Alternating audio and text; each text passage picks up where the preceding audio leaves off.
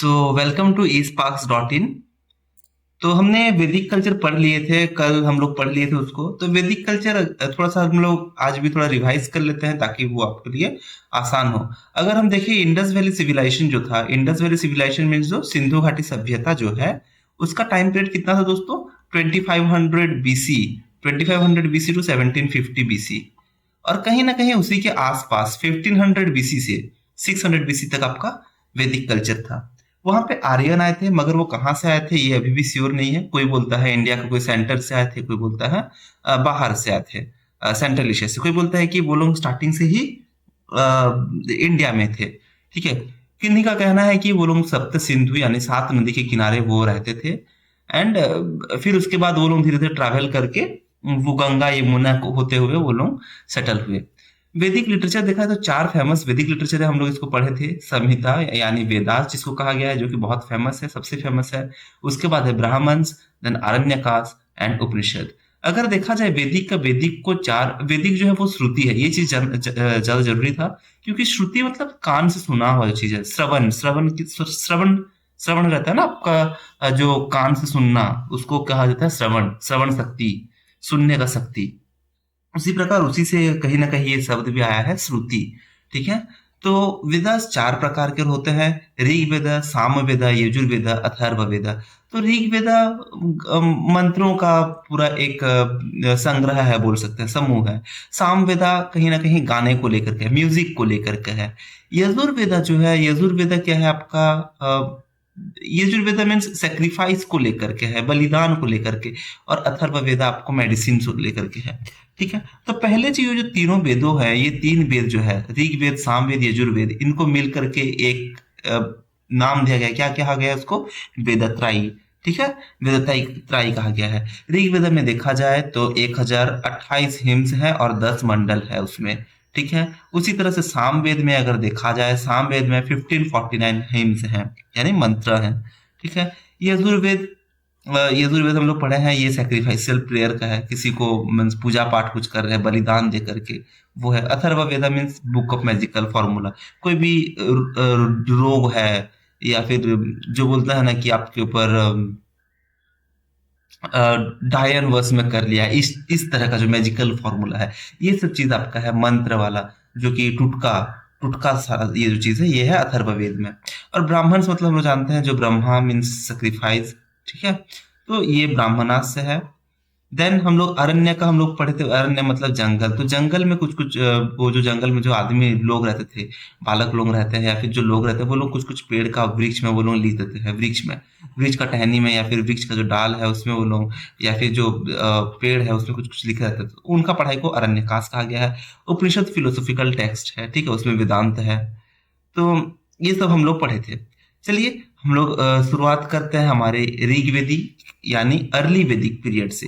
तो हम लोग देखे थे कि जो वैदिक पीरियड है, वैदिक काल को हम लोग 2 फेज में डिवाइड कर सकते हैं। एक है अर्ली एंड एक है लेटर। तो अर्ली काल आप बोल सकते हैं कि बहुत पुराना काल है और बहुत इंपॉर्टेंट है, क्योंकि उस टाइम में अगर आप देखें तो उस टाइम में पूजा अच्छा से हो रहा था। मगर वहां पे एक चीज नहीं था, जो कि भेदभाव होना, और किसी को बड़ा किसी को छोटा करना, हिंसा करना, ये सब चीज ऋग्वेदिक में नहीं था, अर्ली वैदिक में। ठीक है। तो इसका इंफॉर्मेशन अर्ली वैदिक पीरियड का कहाँ से आता है? ऋग्वेद से आता है। इसीलिए इसको ऋग्वेदिक काल भी कहा जाता है। इसका टाइम जोन कितना है दोस्तों? 500 साल तक आप मान लीजिए, जब से हमारा स्टार्ट हुआ है 1500 टू 600 हमारा है वैदिक काल का। तो इसमें से 1500 टू 1000 बीसी जो है समय, इसको ऋग्वेदिक काल के हिसाब से अर्ली वैदिक पीरियड में लिया गया है। और कुछ कुछ नाम्स हैं नदियों का, कुछ कुछ पहाड़ों का, और कुछ कुछ समुद्र का, उसका ऋग्वेदिक से हम लोग को आइडिया लग जाता है कि वो लोगों को भी पता था इस बारे में। जैसे हिमालय को हिमवंत कहा गया है, हिंदू कुश जो राज्य है उसको मुंजावंत कहा गया है। तो ये सब चीज का वहां पे उल्लेख किया गया है। देन ऋग्वेद मेंशंस 40 रिवर्स, 40 नदियों का नाम लिखा गया है ऋग्वेद में। तो ऋग्वेद अगर हम देखें तो ऋग्वेद जो है वो बाद में लिखा गया है दोस्तों। ठीक है ना, वो बहुत बाद में लिखा गया है। उसको ये जो वेदा जो चीज है उसको क्या हुआ है, वो सुन सुन के, बोल बोल के, वो जनरेशन बाय जनरेशन वो हुआ। तो मान लीजिए 200 साल पहले कोई आदमी रहता है, वो अपना बेटा को बोला, वो अपना शिष्यों लोगों को बोला, फिर वो अपना शिष्य लोगों को बोला। तो ये जो सुन के जो पहले वाला जो पुराना इंफॉर्मेशन है, सुन के धीरे धीरे आया, ये ऋग्वेद में है। तो ये बहुत बाद में फिर इसको लिखा गया। ठीक है, तो ऋग्वेद में कितने हैं, 40 नदियों का मेंशन है। ठीक है, और वहां पे नदी सूक्त हाइम जो है ऋग्वेद में, उसमें 21 नदियों का उल्लेख किया गया है, जिसमें गंगा है ईस्ट की ओर एंड कुंभ है वेस्ट की ओर। ठीक है, तो नदी सूक्त एक मंत्र है, एक हिम है, मतलब एक कलेक्शन ऑफ मंत्र आप बोल सकते हो उसको। वो नदी सूक्त हिम्स में 21 नदियों का उल्लेख किया गया है, जिसमें गंगा जो है पूर्व की ओर है और कुंभ पश्चिम की ओर है। ठीक है, ऋग्वेदिक लोग अपने आपको आर्यंस कहते थे। ठीक है, और वो सप्त सिंधु नदी के किनारे, सप्त सिंधु मीन्स इंडस, झेलम, चेनाब जो नदी है, वो ट्रिब्यूटरी का जो नदी है सिंधु नदी, उसके किनारे वो लोग रहते थे। ठीक है, और सप्त सिंधु मतलब land of 7 rivers. So Sapta Sindhu comprises Sindhu and their 5 tributaries, Vitasta, Asikni, Vipas, Parushni, Satvadri and Saraswati. पढ़ेंगे इसके बारे में भी हम लोग पढ़ेंगे, तो कंफ्यूज होने का बात नहीं है। ये सब पुराना काल का वो नाम है जो हम लोग आजकल बोलते हैं चेनाब, झेलम, ये सब नदी जो है, रावी, ये सब पुराना नाम है। तो ऋग्वेद ऋग्वेद जो है वो, उसमें सबसे मानन्य प्राप्त किया गया नदी कौन सा है, द मोस्ट इंपोर्टेंट रिवर, और जो सबसे ज्यादा मेंशन किया गया है वो है सिंधु, यानी जो इंडस रिवर है। ठीक है, उसको सिंधु कहा गया है। और और the most pious river Saraswati, mention of the Ganges one time, सबसे गहरा नदी जो है वो सरस्वती, और mention of the Ganges, Ganga भी एक बार उल्लेख किया गया है, और जमुना का उल्लेख 3 बार हुआ है। ठीक है, तो ये चीज है हमारा ऋग्वेद वाला। तो ऋग्वेद में सबसे ज्यादा कौन सा नदी का नाम लिया गया है दोस्तों, सिंधु का। ठीक है, और एक है आपका दसराजन। ठीक है, वो दसराजन क्या है, 10 राजाओं का युद्ध है। Dasarajan the battle of 10 kings. Rigveda के अनुसार दसराजन जो युद्ध होता है, ठीक है, वो आर्यंस के साथ होता है। दसराजन नाम दिया गया था 10 राजाओं का, जो कि उस वार में against Sudas, who was Bharat king of Trishut family, उनके विरुद्ध में ये युद्ध हुआ था। ठीक है, तो ये जो है यहाँ पे जैसे दिया गया है हमारा सिंधु नदी जो है वो सबसे ज्यादा मेंशन किया गया है। सरस्वती नदी को सबसे पूजा गया है, पायोस रिवर है। ठीक है, गहरा नदी, एक ऐसा नदी जिसको बहुत माना जाए पूजा के लिए, पूजा के कारण, तो उसको सरस्वती को माना गया है। गंगेश का उल्लेख 1 बार, यमुना का 3 बार। दसराजन युद्ध जो है वो बैटल ऑफ 10 किंग्स है। ऋग्वेद के अनुसार दसराजन वार क्या था, युद्ध था किसका, आर्यंस लोगों का। तो 10 राजाओं थे जो कि सुदास के अगेंस्ट में युद्ध किए थे। तो सुदास कौन था, वो था Bharat king of Trishut family. ठीक है, भारत किंग था वो त्रिशूत फैमिली के। तो 10 राजाओं जो हैं वो अलग अलग स्टेट्स के थे, पुरुष, यादुस, तुर्वासुस, आनस एंड द्रुहियुस। और भी 5 अलग अलग जगह थे, जैसे अलिनास, पक्तास, भालनास, सिबिस, विस्ननीस। ठीक है, तो इतने सारी चीजों का याद रखने की जरूरत नहीं है। सुदास के साथ अगर आप देखें तो दसराजन 10 किंग का युद्ध था। किसके किसके वर्सेस था, आर्यंस और सुदास।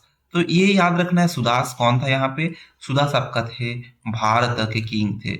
ठीक है, भारत के राजा थे वो, त्रिशूत फैमिली के। ठीक है, अभी ये चीज बहुत इंपॉर्टेंट है, ये चीज बहुत इंपॉर्टेंट है। और battle was fought on the bank of Parushni. Parushni का नाम रावी है, जो हम अभी रावी नदी कहते हैं ना, वो पारुसनी है। और इसमें क्या है, वो दसराजन जो है वो हार जाते हैं और सुदास जीत जाते हैं। ठीक है, चलिए फेमस फेमस नाम देखते हैं और उनको याद रखने का कुछ ट्रिक्स सीखते हैं। सिंधु, सिंधु से ही हम लोग का इंधु आता है, और जहाँ पे इंधु आता है वो इंडस हो जाता है। ठीक है, ये सारा लगभग पंजाब में है। वितास्ता, वितास्ता झेलम का नाम है, वितास्ता झेलम। आशिकनी चेनाब। ठीक है, विपास 20, पारुसनी रावी, शत्रुद्दी सतलेज, सरस्वती सारस्वती। ठीक है, जनरली ये इतना ही नाम आपके लिए इंपॉर्टेंट है, ये सब भी दिया गया है, आपको याद रहे तो आप याद कर लीजिएगा। दृशाद्वती घग्गर, कुभ काबुल, सुभास्तु, स्वाति, क्रुमु, कुर्रम, गोमती, गोमल। तो देखिए सरस्वती का सारस्वती, ये आपको याद रह जाएगा। सतलेज, सतलेज का देखिए SUT सट है, SUT सट है, सतलेज सुतुद्री। तो क्योंकि ये आपका जो क्वेश्चन आएगा ये MCQ में आएगा जनरली, तो मल्टीपल चॉइस में आएगा। तो आप उसमें आराम से भर सकते हैं। रावी, रावी क्या है, एक पुरुष का नाम है, ठीक है ना, तो उसमें पारुसनी, रावी एक पुरुष का नाम है, रवि, रवि बोलते हैं ना, एक पुरुष का नाम है, तो पारुसनी। विपास, बीज, विपास, वी बी ब भ, हम लोग तो ऐसे भी कंफ्यूज होते हैं, वो बैलून है या फिर वो बैलून है, ठीक है ना, वो वैन है या फिर वो बैन है। चलिए, तो इस तरह से वीज और विपास, ठीक है, कहीं ना कहीं इसको याद रख लीजिएगा। आशिकनी, चिनाब, उसको किससे आशिकी हुआ है, चना से, ठीक है, चना से आशिकी हुआ है, तो आशिकनी चेनाब, आशिकनी चेनाब, वितास्ता झेलम, इसको याद रख लीजिए, ठीक है। सिंधु, इंडस। तो चलिए एक बार हम लोग देखते हैं कि आपको कितना याद रहा है। 1 मिनट, जस्ट इसको डिलीट कर लेते हैं। अभी देखिए दोस्तों, नदी का नाम यहाँ पे बहुत सारा मिलेगा। वितास्ता किसका नाम है दोस्तों, वितास्ता किसका नाम है, आपका ऑप्शन है रावी, चेनाब, झेलम, सतलेज। किसका नाम है दोस्तों, याद करिए। वितास्ता होगा रावी का नाम, क्या सही है, गलत है। वितास्ता का क्या नाम होगा दोस्तों, वितास्ता होगा आपका झेलम, ठीक है। आशिकनी किसका नाम है, किसके साथ आशिक है उसको, चेनाब के साथ, तो आशिकनी आपका चेनाब हो जाएगा। विपाश, विपास किसका नाम है, पारुसनी, रावी नदी का नाम है। सरस्वती, सुरुस्ती नाम है इसका। विपास, विपास किसका नाम है दोस्तों, विपास बीज का नाम है, ठीक है। एंड देन सुतवाद्री है तो सतलेज का नाम है। तो ये सब हमारा कुछ कुछ चीज था। चलिए, हाँ, अभी देखते हैं कि वहां पे जो फैमिली था वो लोगों का पॉलिटिकल बैकग्राउंड कैसा था उस टाइम में। ये हम लोग देख रहे हैं अर्ली वैदिक में, ठीक है, अर्ली वैदिक में। तो वहां पे फैमिली को कहा जाता था कुल। Kul was called the family was the basis of both social and political organization. तो कोई भी एक छोटा सा सोशल या फिर पॉलिटिकल ऑर्गेनाइजेशन हो, मान लीजिए एक सोशल ऑर्गेनाइजेशन मतलब एक सोसाइटी है आपका, तो सोसाइटी में सबसे बेस क्या है, फैमिली। बहुत सारा फैमिली मिलकर के सोसाइटी बनाते हैं। उसी तरह कोई भी एक पॉलिटिक्स चलता हो तो बहुत सारे लोग मिलकर के एक पॉलिटिक्स बनाते हैं। तो सबसे जो बेसिक ऑर्गेनाइजेशन, सबसे जो छोटा जो चीज है जिससे ये कुछ बनता है, वो है हमारा कुल यानी फैमिली, ठीक है। ग्रुप ऑफ कुल मिलके बनते हैं ग्राम, विलेज। ये तो आजकल में भी है, हम लोग को ये पता है, ठीक है। चलिए, तो कुल होता है फैमिली, कुल के बाद बनता है वो ग्राम जो कि हो जाता है विलेज। उसके बाद वीस, वीस मतलब क्लैन, मतलब कई एक एक ही प्रजाति के लोग, एक ही गांव के लोग कुछ मिल करके एक क्लैन बनता है। जन, जन मीन्स पीपल, ठीक है, आदमी को जन कहा गया है और राष्ट्र को कंट्री कहा गया है। अभी राजा देखेंगे, कुल की राजा को कहा जाता है कुलप्पा, ग्राम का राजा को कहा जाता है ग्रामनी, वीस का राजा को कहा जाता है वीसपति, जन का बोला है गोप और गोपति, राष्ट्र का राजन, ठीक है। तो यहां से देखिए, कुल का कुलपा, ग्राम का ग्रामनी, विस का विस्पति, जन का गोपति एंड राष्ट्र का राजन। चलिए, अभी देखते हैं कि सरकार किस तरह का रहता है वहां पे। वो जो सरकार था वो पैट्रियार्कल नेचर में था, मीन्स खाली जो राजा जो होते थे वो लोग खाली पुरुष लोग राजा होते थे। और monarchy was normal but non monarchial politics was also there.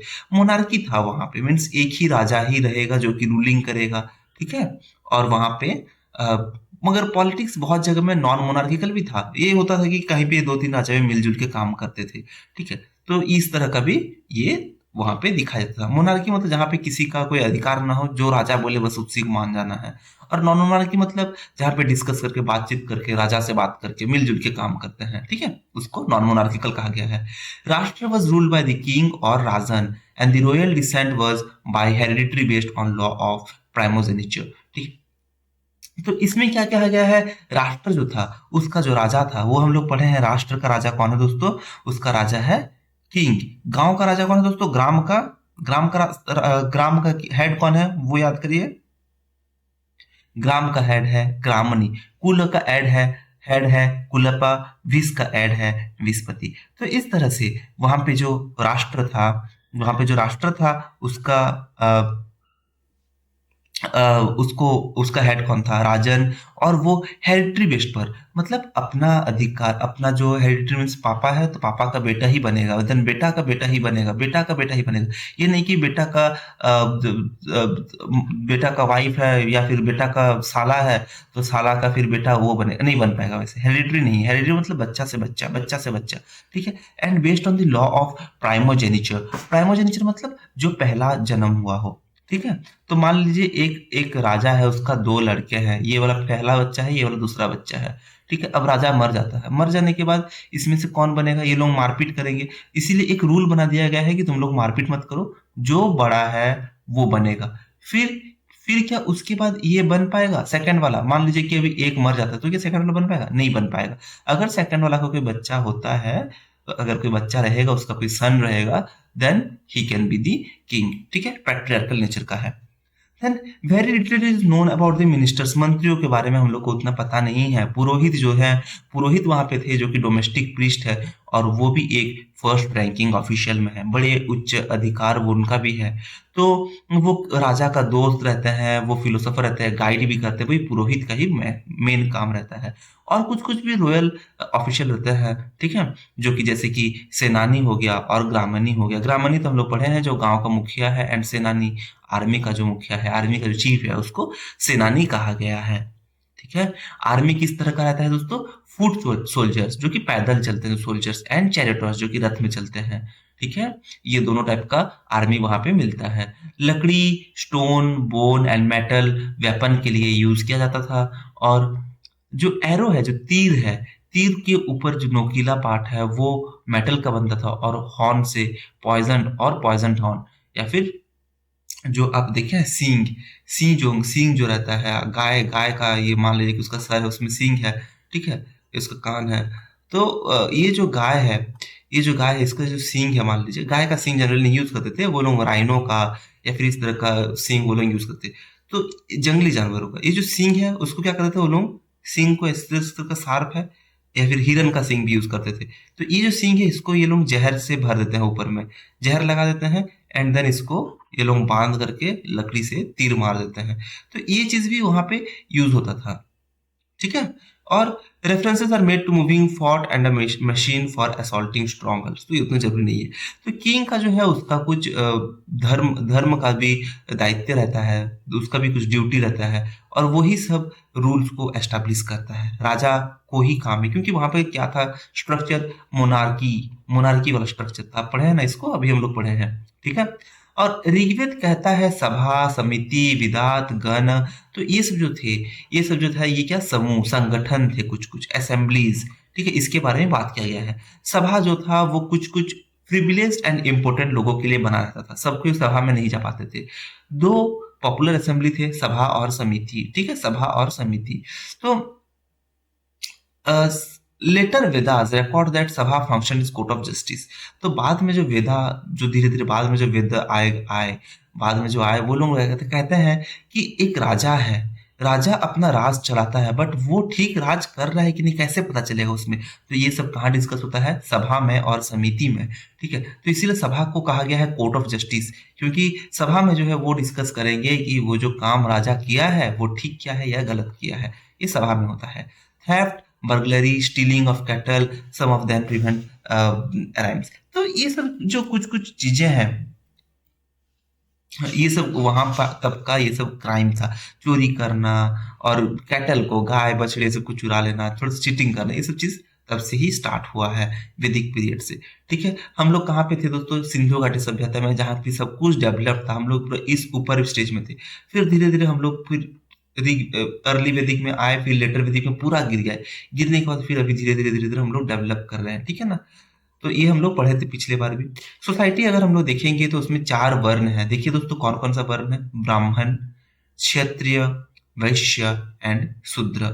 ठीक है। और ये जो वर्ण है, ये वर्ण जो है ये बेस्ड है किसके हिसाब से? अपने प्रोफेशनल काम के हिसाब से।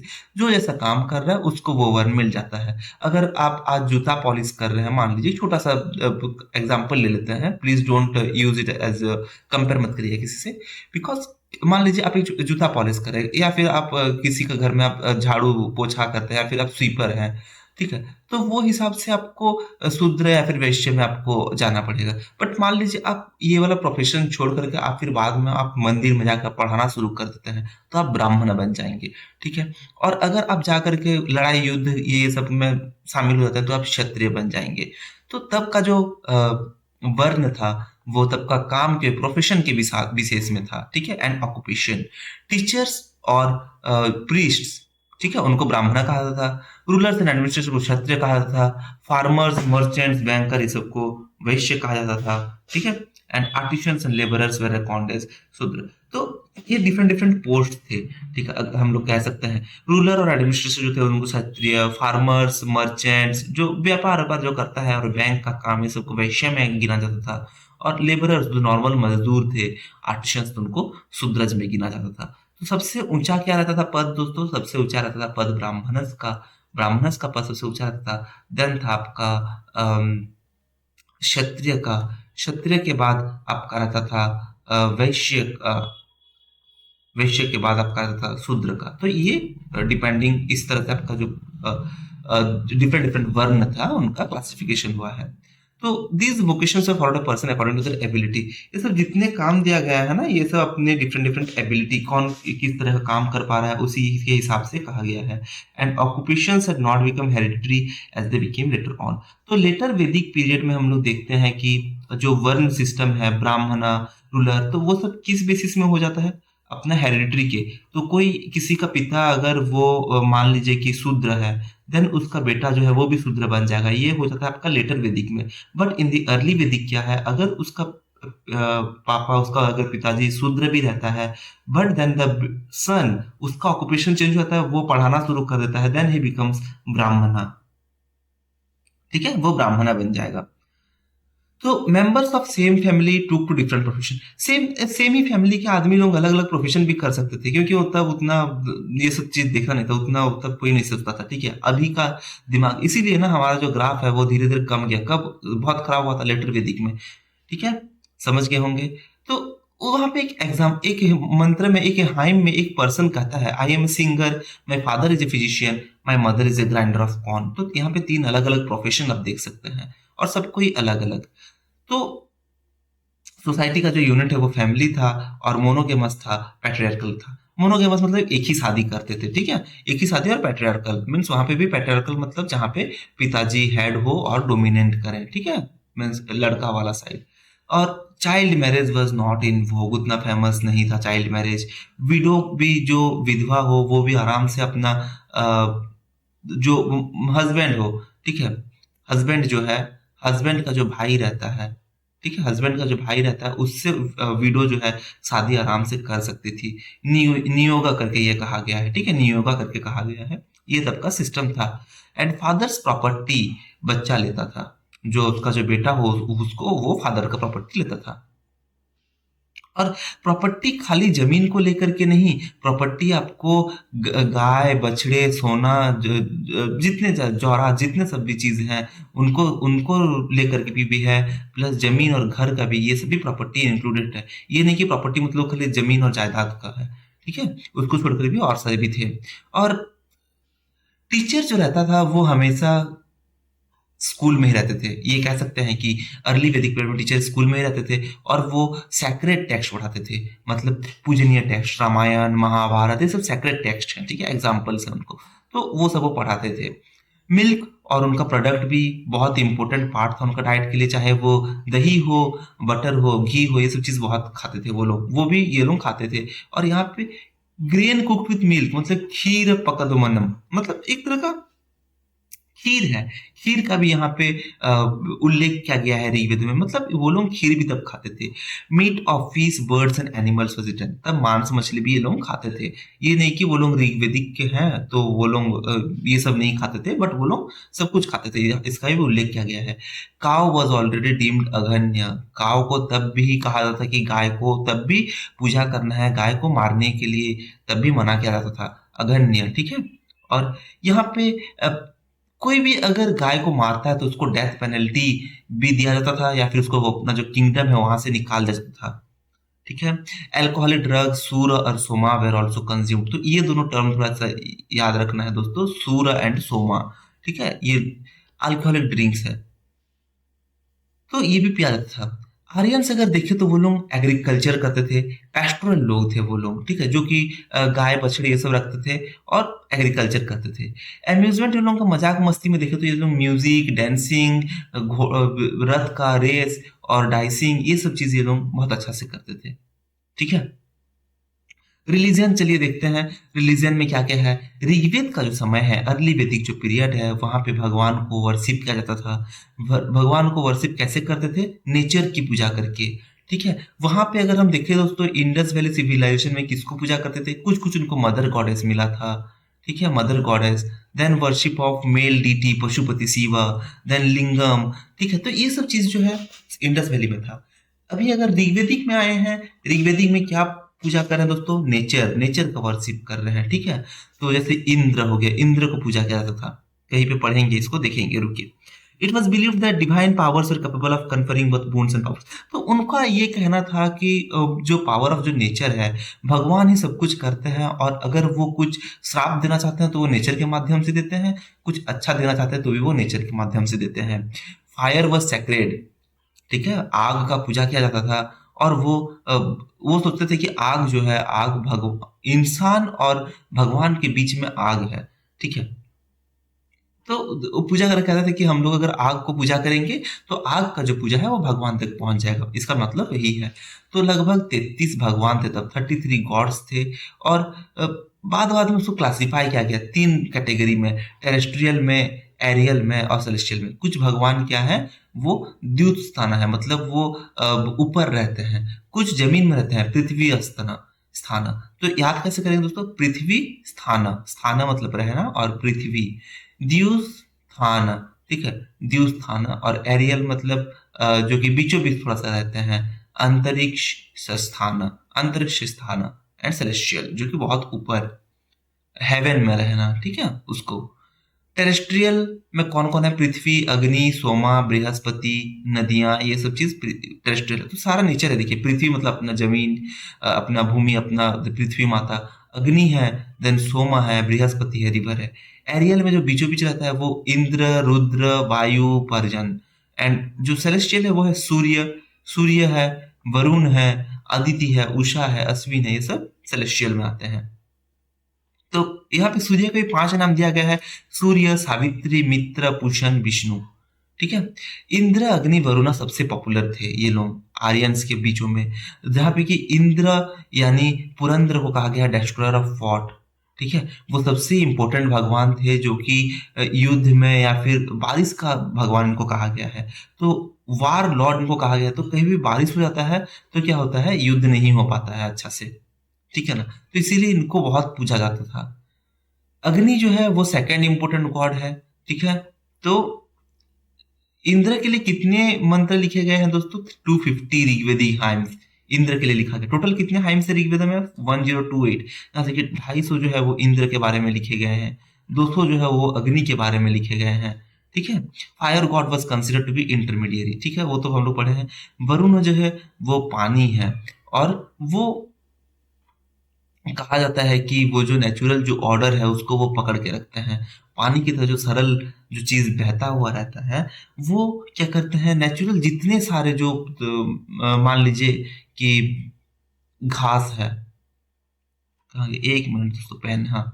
तो Varuna, Varuna suppose to uphold the natural order. तो सब कुछ जिस तरह प्रक्रिया में है, घास, पेड़ पौधा, हिरन, मछली, मांस, जानवर, मांस नहीं मतलब जानवर, जितने सारे हैं, तो वो लोगों का जो नेचुरल ऑर्डर है, किस तरह से कितना रहना है, उसको वरुण देखता है, ठीक है।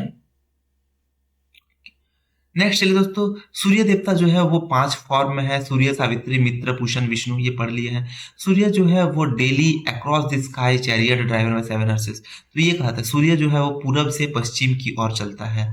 तो ये कहा जाता है कि वो पूरब से 7 घोड़ों को लेकर के सवार होकर के सूर्य देवता आते हैं, और वो धीरे धीरे वो हमेशा डेली क्या करते हैं, वो पृथ्वी को उल्टा तरफ वो चले जाते हैं, फिर वो अस्त हो जाते हैं, ये कहा जाता है, ठीक है। देन सावित्री को कहा गया है गॉड ऑफ लाइट। तो गायत्री मंत्र जो है वो सावित्री माँ के लिए वो लिखा गया है। मित्र जो है वो सोलर गॉड है। पुषण जो है वो गॉड ऑफ मैरिज है, ठीक है। एंड विष्णु जो है वो God which covered earth in 3 steps. आपको ये कहानी याद होगा, 3 स्टेप्स में, 3 स्टेप्स में पृथ्वी को का भ्रमण करने वाला कहानी विष्णु जी का। ठीक है, अगर याद नहीं है तो इसको हम लोग कभी डिटेल में पढ़ेंगे। अभी के लिए हम लोग उतना नहीं देखते हैं क्योंकि ये टॉपिक से बाहर है। ठीक है। सोमा, सोमा अगर हम देखेंगे तो एक ऐसा पेड़ है, सोमा एक ऐसा पेड़ है जो कि अल्कोहल देता है। ठीक है। तो ड्यूरिंग कोर्सेस ये अग्निस्तोमा सेक्रीफाइस में भी ये यूज होता है। ये पोटेंट ड्रिंक है और उसको देखिए वो भांग भी हो सकता है, जो कि किंग ऑफ प्लांट्स कहा जाता है। ठीक है। तो इसको सोमा को क्या, सोमा अल्कोहलिक ड्रिंक है, तो कुछ एक अग्निस्तोमा सेक्रीफाइस है रहता है, उसमें ये लोग पोटेंट ड्रिंक के हिसाब से उसको पीते हैं। 9th मंडला जो है ऋग्वेदा का, उसमें 114 हाइम्स है और वो सोमा के बारे में लिखा गया है। That's why it is called the Soma Mandla. ठीक है। नेक्स्ट, उसको सोमा मंडला कहा गया है 9th मंडला को। और क्या क्या भगवान तब रहते हैं दोस्तों, देखते हैं।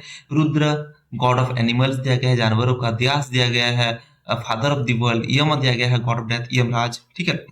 देन अश्विन और नत्सा दिया गया है गॉड ऑफ हेल्थ। अदिति दिया गया है mother of goddess and Sindhu नदियों का रानी।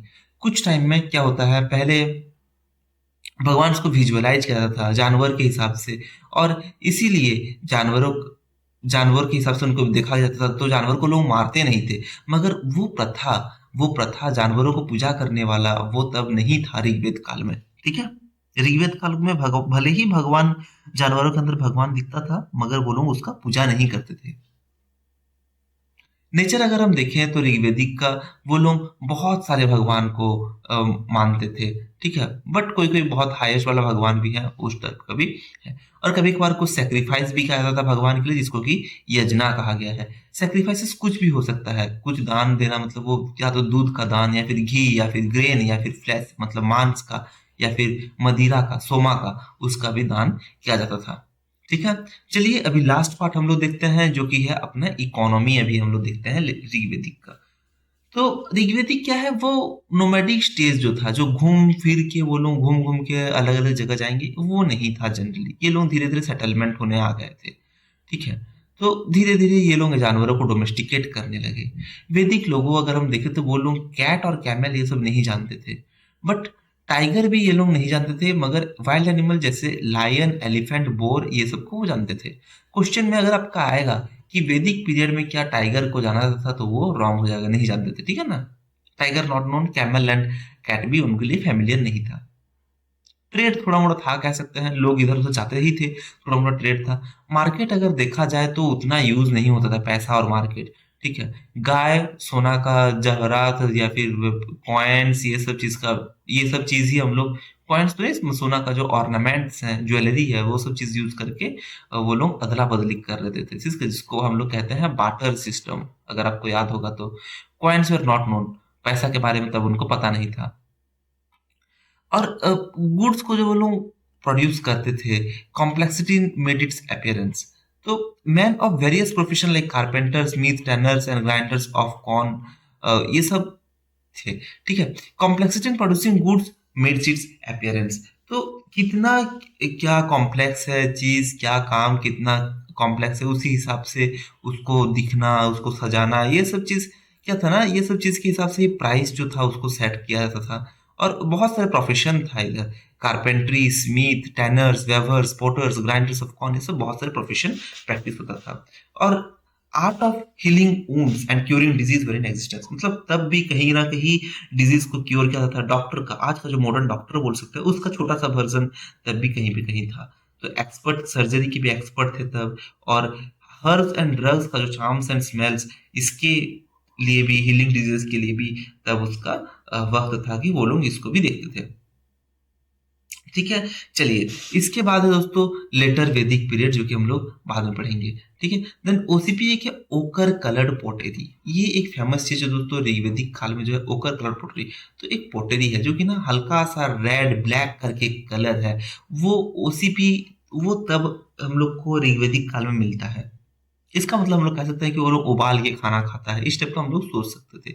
तो ये कब का टाइम था, ओसीपी कल्चर 1500 बीसी से 1000 बीसी। तो हम लोग जो पढ़ रहे हैं अर्ली अर्ली वैदिक पीरियड, अर्ली वैदिक पीरियड, इसको हम लोग क्या क्या कह सकते हैं दोस्तों? एक तो है इसको हम लोग ऋग्वैदिक पीरियड कह सकते हैं, इसको हम लोग ओसीपी पीरियड भी कह सकते हैं, और एक इसको अर्ली वैदिक पीरियड भी कह सकते हैं। तो ये था बस आज का। अगर आप सेशन को एंजॉय कर रहे हैं तो दोस्तों प्लीज उसको लाइक करिए और इसको एक बार रिवाइज कर लीजिए, आपको ये पूरा याद हो जाएगा। चलिए दोस्तों, आज के लिए इतना ही, मिलते हैं हम लोग फिर आपको नेक्स्ट वीडियो में।